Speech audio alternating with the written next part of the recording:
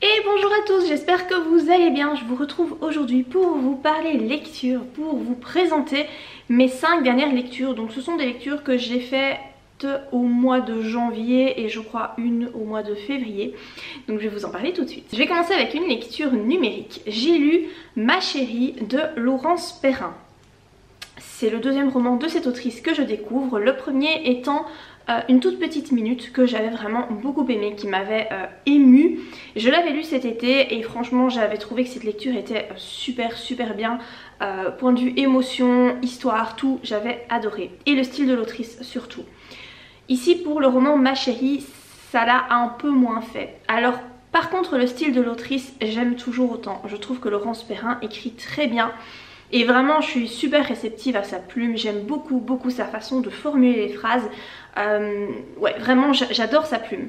Par contre ici par rapport à l'histoire j'ai beaucoup moins aimé. On n'est pas du tout dans la même histoire que dans une toute petite minute, hein. C'est vraiment tout à fait différent. Déjà ici on est dans les années 60 aux États-Unis. Et en fait moi ce que j'ai pas aimé dans cette histoire c'est que l'autrice aborde des thématiques assez grave, assez ouais, vraiment des thématiques importantes, mais le problème c'est qu'elle en aborde plusieurs et elle les survole parce que disons qu'il aurait mieux valu, je pense, faire un roman en abordant une seule de ces thématiques et en vraiment se concentrant dessus. Parmi ces thématiques, pour vous donner donc une idée de l'importance quand même, de la lourdeur de ces thématiques, on a la ségrégation, ou en tout cas dans les années 60, la déségrégation, hein, puisque là les personnes à la peau noire aux États-Unis ont commencé à avoir les mêmes droits que les blancs, mais bon voilà, ça s'est pas fait très facilement. Je pense qu'on connaît tous plus ou moins l'histoire à ce niveau-là.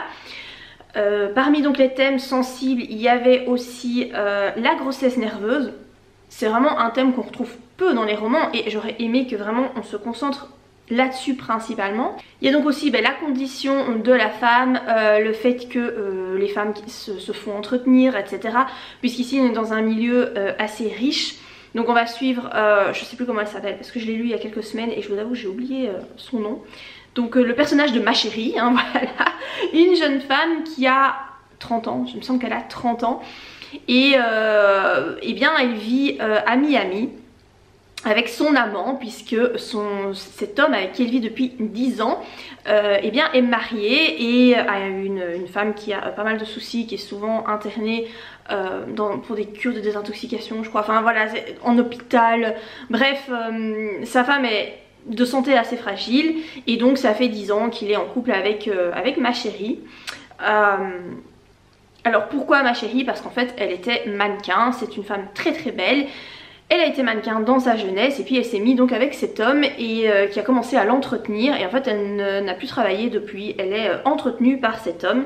Et puis un beau jour, eh bien son petit monde va s'écrouler parce que cet homme est en fait un escroc et eh bien ses entourloupes vont être découvertes, il va finir en prison et donc eh bien Ma chérie va se retrouver sans rien, puisqu'elle n'a pas un rond de côté. Évidemment le mec il est fauché, hein, puis il est en prison, donc voilà. Et donc elle va être obligée de retourner dans sa famille qui est issue d'un milieu, je vais pas dire complètement pauvre, mais en tout cas un milieu très modeste. Je sais même plus dans quelle partie des États-Unis, je vous avoue j'ai oublié. Mais bref, elle doit retourner là-bas alors que ça fait très longtemps qu'elle a plus vu sa famille et voilà, elle doit repartir un petit peu de zéro. On va suivre donc l'évolution psychologique de ce personnage puisque voilà, elle est au tout début du roman, elle est très superficielle, très voilà, elle vit vraiment dans un monde d'apparence, de paillettes, mais vraiment où l'essentiel n'est pas mis en avant. C'est vraiment, t'as du fric et tu vaux quelque chose parce que t'as de l'argent, mais sinon tu vaux rien. Et donc elle va devoir changer un petit peu sa façon de penser pour retrouver les choses essentielles. Et donc en ça c'était chouette. Après je vous avoue qu'au début du roman elle tape un peu sur les nerfs, hein, la bonne femme, parce que voilà, elle est très superficielle, donc c'est un peu chiant. Puis même quand elle évolue, son état d'esprit, en fait on est tout le temps dans sa tête, on ne suit que ce personnage. Et c'est vrai que moi j'ai pas forcément accroché à cette bonne femme, voilà, elle me saoulait pas mal. Du coup le roman, je suis un petit peu passée à côté à cause de ça. Je dis pas que c'était pas un bon roman ni rien, c'était agréable à lire, franchement je l'ai lu très vite et j'ai trouvé ça agréable parce que la plume de l'autrice est vraiment chouette, mais point de vue histoire, intrigue, voilà, moi c'était pas trop mon truc, donc c'est peut-être pas ce roman là de l'autrice que je vous conseillerais, donc c'est mon deuxième, hein, je compte découvrir ses autres histoires petit à petit, mais voilà, le premier j'ai adoré, le deuxième je l'ai pas trop apprécié. Donc voilà ce que je peux en dire pour ce roman, donc Ma chérie de Laurence Perrin. Le deuxième roman dont je vais vous parler, il s'agit d'un Jérôme Loubry. J'ai enfin pu avoir ce roman en format poche, je l'attendais impatiemment, il est sorti là début janvier. Je l'ai acheté directement à sa sortie. Et donc c'est Les Sœurs de Montmort. C'est le roman qui est sorti je pense l'année passée, il me semble. Oui, c'est pas son dernier, c'est donc son avant-dernier. J'en avais tellement entendu du bien, il me tardait vraiment de le lire et j'ai adoré. C'est un très très bon roman, j'ai vraiment passé un excellent moment. Ici, donc c'est du Jérôme Loubry, donc on est dans du thriller psychologique avec une aura très paranormale. Si vous avez lu Les Refuges de Jérôme Loubry, et ben c'est un peu le même style. Voilà, moi je n'ai lu que ces deux là, Les Refuges et celui-ci. Je sais qu'ils sont pas tous pareils, ces autres romans n'ont pas cette aura paranormale, mais moi je vous avoue c'est ce que j'aime en fait dans ces romans, je trouve ça topissime.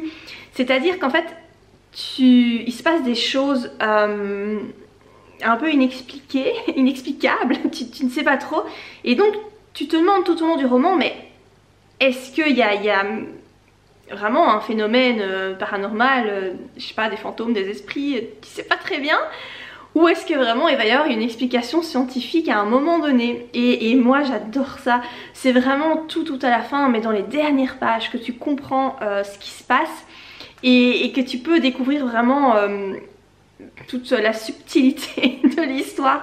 J'ai beaucoup aimé. Donc ici on va suivre Julien. Donc je lis le nom parce que je vous avoue, je l'ai lu il y a un moment et moi les prénoms des personnages je les oublie complètement. Donc en fait il vient d'être nommé chef de la police du village de Montmort. Donc le village de Montmort c'est un petit village vraiment paumé en France où voilà, t'as 3 pelés, 2 tondus, c'est vraiment une petite bourgade où il se passe pas grand chose. Et donc voilà, il n'y a qu'une seule route hein, pour y arriver parce qu'il est entouré de montagnes, dont le Mont Mort, hein, c'est une montagne qui porte ce nom-là parce que au temps des sorcières, eh bien les femmes qu'on soupçonnait de sorcellerie, on les jetait du mont de cette montagne et voilà, elles s'écrasaient dans le fond et elles étaient enterrées là. Voilà, le monde est mort quoi, hein, le mont mort. C'est joyeux, mais déjà en fait dès que tu commences la lecture t'es déjà tu sais, dans cette aura en fait, cette aura paranormale te prend directement dès les premières pages. Et donc Julien arrive dans cette petite bourgade où il se passe pas grand chose, mais pas de bol, il y a un premier meurtre qui est commis. Enfin c'est pas vraiment un meurtre, c'est un... Enfin on sait pas en fait, un meurtre, suicide, on sait pas trop. Donc très vite en fait les morts vont s'enchaîner. Et en fait les gens sont... C'est ça qui est spé, c'est parce que les gens qui meurent ont des comportements très bizarres. Voilà, très bizarres. Je vais pas vous en dire plus pour ne pas vous spoiler l'histoire, mais vraiment c'est génial, ça vous tient en haleine mais jusqu'au bout. J'aurais jamais pu deviner cette fin, jamais. Franchement, j'aurais jamais pu deviner. Donc c'est cool parce qu'en soi j'ai été surprise. Après comme j'ai lu Les Refuges, enfin ce roman est construit de la même façon si vous voulez. Donc je m'attendais à certaines choses, hein, voilà. Ce n'était plus une surprise comme quand j'ai lu Les Refuges où là vraiment je suis tombée sur le cul à la fin. Je suis un petit peu moins tombée sur le cul, néanmoins ben j'ai quand même été surprise par la fin et voilà, j'ai trouvé ça très chouette. Un très bon roman, moi j'adore. J'ai un autre roman là de Jérôme Loubry qui m'attend. Donc voilà, il n'en a pas fait beaucoup hein, donc je les savoure parce que quand il n'y en a plus, ben il n'y en a plus. Enfin, après il en écrit un chaque année heureusement. Mais voilà, Jérôme Loubry je vous le conseille vraiment, c'est un super auteur. Le troisième roman dont je vais vous parler, il s'agit d'un roman que j'ai lu en numérique encore une fois. C'est un Douglas Kennedy, mon tout premier, et c'est Les hommes ont peur de la lumière. J'avais entendu parler de ce roman sur la chaîne de Estelle Petite Lectrice qui avait beaucoup aimé. C'est un roman qui va parler d'avortement et de ceux qui sont pour et contre l'avortement aux États-Unis. Donc c'est un thème assez fort et assez polémique. Surtout, enfin par chez nous je pense que c'est pas tellement polémique, enfin en fait j'en sais trop rien. Enfin chez nous voilà, l'avortement est autorisé depuis quand même un certain nombre d'années. Et je pense pas qu'il y ait vraiment des manifestations contre l'avortement, etc. Enfin j'ai jamais entendu ça. Enfin quand je dis par chez nous c'est en Belgique, hein. Voilà. En France j'en sais rien, mais en Belgique en tout cas, je veux dire c'est assez simple. Si tu veux avorter c'est assez simple en soi. Mais aux États-Unis, voilà, ça par contre je suis bien au courant que certains États interdisent maintenant l'avortement et donc il y a vraiment ceux qui sont contre l'avortement sont vraiment hyper, enfin je vais pas dire agressifs, mais ils manifestent et tout, ils font vraiment beaucoup de choses pour essayer de dissuader les femmes d'avorter quand elles se trouvent en situation où elles ne veulent pas garder leur bébé. Et donc on va vraiment parler de ça ici.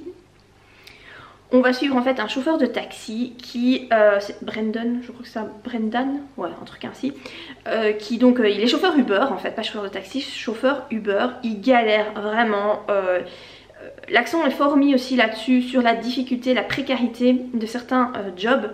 Ici, voilà, chauffeur Uber, et bien en fait, ça fait même mal au cœur parce que il doit travailler énormément pour gagner des clopinettes. Il peut pas se montrer désagréable avec les clients, même quand on a parfois, t'as juste envie de les encastrer quoi, tellement ils sont pas gentils avec le chauffeur. Et lui il peut pas répondre, il doit rester souriant parce que s'il reçoit des mauvaises notes, eh bien Uber risque de le virer en fait, tout simplement de la plateforme. Uber va toujours donner raison aux clients et pas au chauffeur.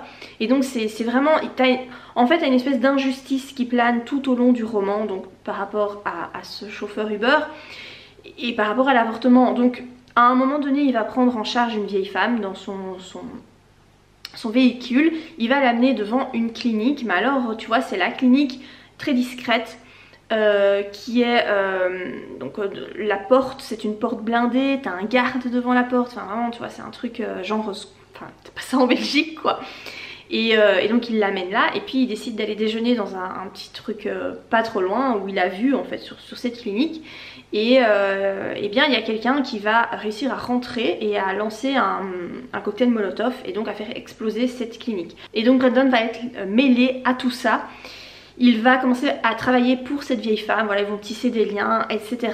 Et donc il y a toute une série de choses qui vont survenir. La femme de Brendan est hyper catho, mais alors quand je te dis hyper catho, c'est extrémiste en fait, tu vois, c'est vraiment l'extrême du catholicisme, tout ce que moi je vomis. Mais vraiment, enfin, donc elle est contre l'avortement, mais alors ils font des barrages devant ces cliniques carrément pour essayer d'empêcher les femmes de rentrer pour être avortées. Enfin vraiment c'est hyper extrême et c'est très révoltant. Voilà, c'est un roman qui est hyper révoltant. Surtout quand peut-être, enfin t'es dans la situation que moi je vomis le catholicisme, je déteste, enfin c'est vraiment, je peux pas, cette religion, enfin toutes les religions même, mais c'est là particulièrement je ne peux pas. Et en plus je suis complètement pour l'avortement, donc c'est sûr que quand tu lis ce genre de truc, t'as juste envie d'éclater la tronche de tous les personnages quoi.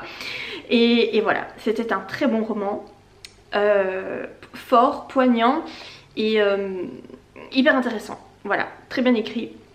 J'ai apprécié. C'était mon premier Douglas Kennedy, ce sera sans doute pas le dernier. J'ai trouvé ça très sympa comme roman. Je vais ensuite vous parler d'un abandon. Malheureusement, j'ai abandonné ce roman. Donc c'est Une saison au bord de l'eau de Jenny Colgan. J'ai lu la moitié. Voilà, je suis arrivée vraiment pile poil à la moitié du roman et je l'ai laissé tomber parce que je me suis rendu compte qu'en fait je n'avais pas envie de revenir à ma lecture et que je ne trouvais pas d'intérêt à cette lecture. En gros ici c'est comme si c'était un roman, une romance de Noël, sauf que ça se passe pas à Noël. Voilà, c'est ça, c'est complètement ça. C'est un peu du feel good, mais en fait c'est très plat, c'est plein de clichés, j'ai trouvé ça chiant en fait, j'ai trouvé ça très chiant.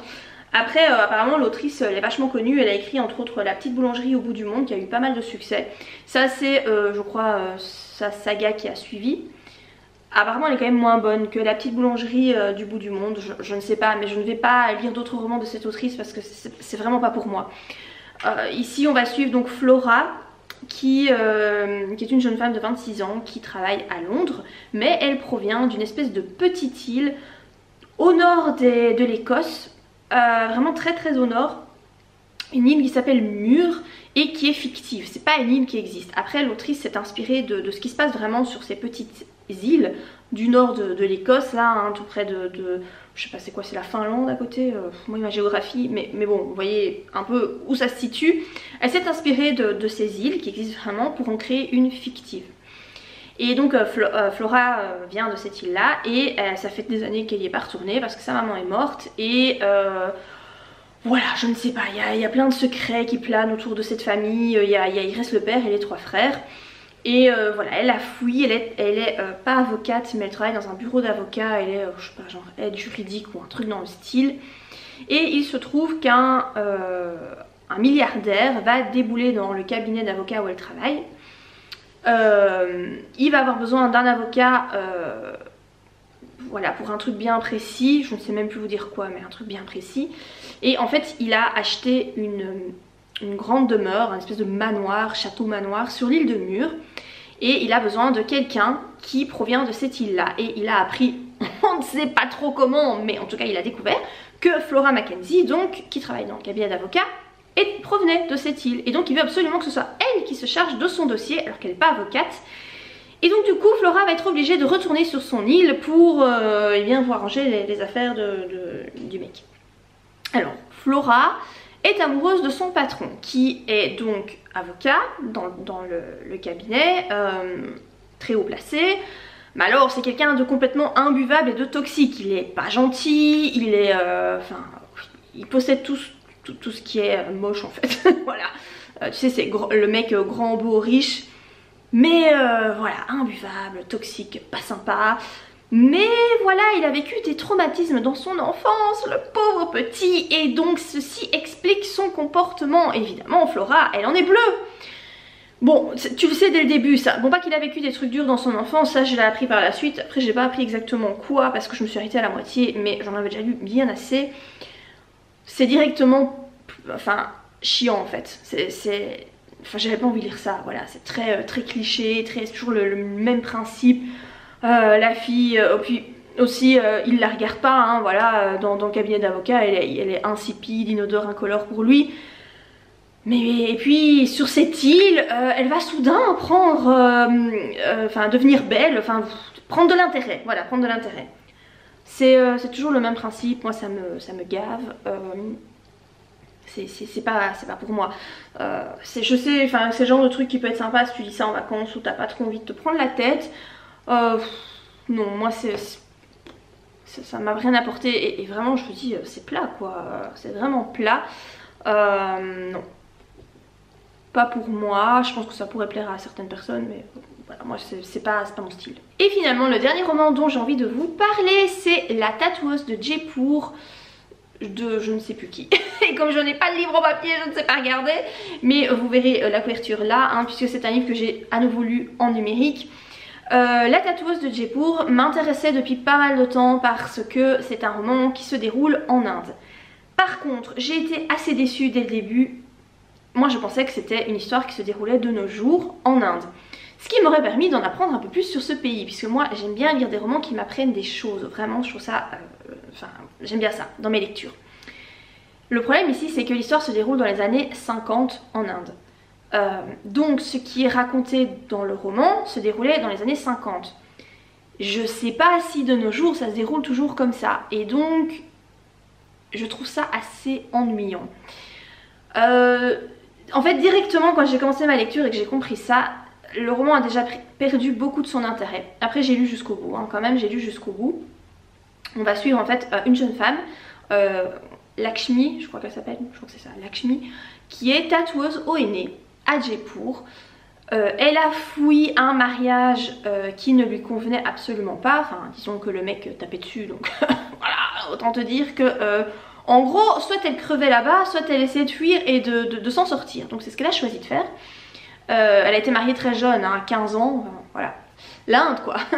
Et donc elle a réussi à se faire un nom à Jaipur, là actuellement donc dans l'histoire elle a 30 ans et elle tatoue des femmes riches dans la société là de la ville. Elle s'est fait un nom, elle est respectée et elle s'en sort très bien. Elle est en train de se faire construire une maison et voilà, ça se passe plutôt bien pour elle.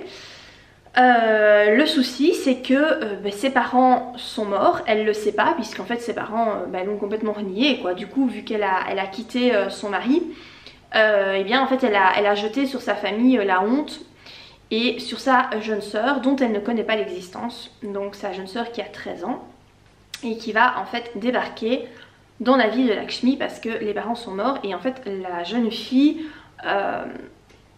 est vraiment, enfin bon c'est un pays dur quoi l'Inde. Au lieu d'essayer de réconforter la jeune fille ou je sais pas de l'accueillir dans une famille, ben non en fait les gens la frappent, lui jettent des trucs à la tête. Enfin voilà, c'est très dur pour elle, donc du coup elle décide d'essayer de retrouver cette grande sœur. Elle parvient à y arriver et donc elle débarque dans la vie de Lakshmi, mais voilà, elle n'est pas forcément éduquée, elle sait pas comment faire pour bien se comporter face aux gens riches. Elle doit apprendre à se taire quoi, voilà, parce que parfois elles subissent des humiliations et elles peuvent pas répondre. Et bon voilà, la jeune fille elle a du mal avec ça. Et donc Lakshmi, comme c'est sa famille, elle est un peu obligée de s'en occuper. En tout cas, enfin c'est comme ça en Inde, je pense que t'es un peu obligé de t'occuper de ta famille et donc voilà, enfin c'est l'histoire de ces deux personnes. Évidemment la jeune sœur elle va faire des conneries quoi. Voilà, je vais pas vous en dire trop pour pas vous spoiler l'histoire. C'est pas une intrigue de malade, c'est surtout un roman un peu contemplatif de ce qui se passe en Inde. Enfin, c'est plein de couleurs, c'est plein d'odeurs, c'est plein de... C'est l'Inde quoi, voilà, t'es vraiment plongé en Inde. C'est sympa. Après voilà, je dis années 50, je vois pas trop l'intérêt.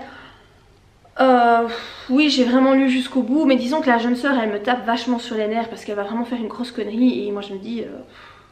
Enfin non quoi. Ça m'a un peu énervée. Et Lakshmi voilà, elle est encore sympa, c'est un personnage que j'ai quand même plutôt bien apprécié. L'Inde c'est un pays qui est hyper... Enfin c'est hyper révoltant quand tu lis ce qui se passe là-bas. Je sais que c'est pas encore terrible maintenant non plus, mais voilà à l'époque en tout cas... En fait la condition de la femme là-bas elle est vraiment dégueulasse quoi. Et c'est un peu révoltant de lire ça, c'est pas toujours facile hein. Il y a certaines scènes... à un moment Lakshmi se balade dans une rue, le quartier des plaisirs. Et en fait voilà il y a des enfants quoi. Dont des petites filles genre 12 ans enceintes. C'est pas... Voilà. T'as des scènes qui sont super glauques et t'as pas envie de lire ça en fait. Donc voilà, par rapport à ce roman, je sais pas, voilà, j'ai pas apprécié plus que ça, même si c'est pas un mauvais roman encore une fois, hein, mais j'étais déçue que ça se passe dans les années 50. J'aurais préféré un roman actuel. Voilà pour mes lectures terminées. Pour l'instant je suis en train de lire le tome 1 de la saga Six of Crows de Leigh Bardugo. Donc c'est la saga qui suit la saga Grisha. Donc on est quelques années, je sais pas trop combien, mais en fait on est après la saga Grisha. Et il paraît que cette saga est meilleure que la saga Grisha, hein, que j'ai quand même beaucoup apprécié, sauf le tome 2 que j'ai vraiment détesté. J'ai adoré le tome 1, j'ai détesté le tome 2 et le tome 3 c'est en demi-teinte. Ici je suis bien avancée, je suis à plus de la moitié. Je suis à la page 360 sur 560, donc il me reste 200 pages à lire. C'est gros, c'est écrit tout petit, donc voilà, c'est quand même un petit pavé. C'est sympa, ici c'est vraiment un roman d'aventure, c'est vraiment en fait tu n'as que de l'aventure, c'est même de l'heroic fantasy j'ai envie de dire. C'est pas le genre que je préfère, l'heroic fantasy. Après ça faisait longtemps que j'en avais pas lu donc je trouve ça chouette. J'aime bien, c'est vraiment bien écrit. Leigh Bardugo je trouve qu'elle écrit bien, enfin franchement j'ai lu beaucoup de livres à elle en fait, toute la saga Grisha plus la 9ème porte que j'ai bien aimé, même si c'était très dur point de vue lecture. J'ai vraiment adoré cette histoire. Et ici j'aime bien sa façon d'écrire, sa façon d'inventer les mondes. Elle a énormément d'imagination, c'est chouette. C'est nettement moins cucu que Grisha. Ah, alors là, oui, c'est beaucoup moins cucu que Grisha. Donc voilà, je vous donnerai mon avis final quand j'aurai terminé. Je vais essayer de le finir ce week-end, on verra si j'y arrive. Voilà pour cette petite vidéo bilan lecture. Voilà, je vous ai présenté quand même quelques romans. J'espère que ça vous a plu. N'hésitez pas à me dire si vous avez lu ces livres et si vous les avez appréciés. N'hésitez pas aussi à me dire votre lecture du moment. Qu'est-ce que vous lisez actuellement et est-ce que vous aimez surtout ce que vous lisez, parce que c'est ce qui est le plus important. Voilà, n'hésitez pas à liker la vidéo et moi je vous dis à très bientôt.